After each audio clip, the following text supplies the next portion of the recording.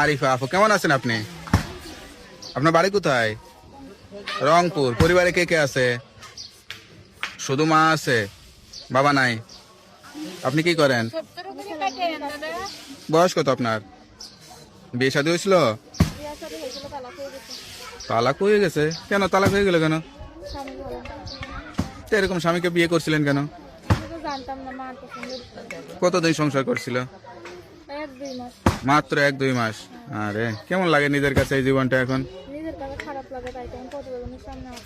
এখন কি আশা করে আসছেন?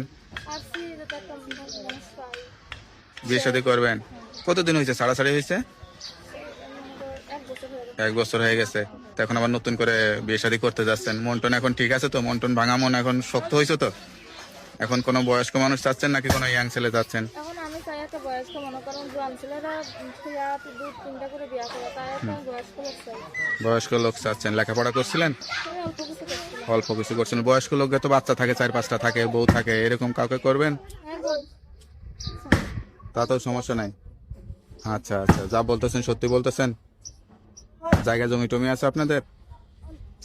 অল্প কিছু আছে। তো এখন কেউ যদি সরাসরি আসে তাহলে কি চেহারা দেখতে পারবে? হ্যাঁ, অবশ্যই দেখতে পারবে। কারণ মোটা মানুষ তো একজন হবে, তো সবাই তো হবে না। তাই তো আমি প্রতিবেদনের সামনে আসছি, মুখটা ভালো করাচ্ছি যে আমি মহিলা আসলে তাকেও শুধু করতে পারি। তো আপনার সঙ্গে কিভাবে যোগাযোগ করবে? নাম্বারটা মুখস্থ আছে? তো নাম্বারটা আমার কাছে দেন, আমি দেখে বলে দিই। হ্যালো ভিউয়ার্স, শুনলেন এক অসহায় গরিব পরিবারের একটা মেয়ে বিয়ে হয়েছিল, ছাড়াছাড়ি হয়ে গেছে। এখন সব জেনে কেউ যদি দায়িত্ব নিতে চান বা ভালোবেসে বিয়ে শাদী করতে চান, তাড়াতাড়ি এই নাম্বারে যোগাযোগ করবেন। আপনার নাম্বার হচ্ছে 0134668330। নাম্বারটা খোলা থাকে তো?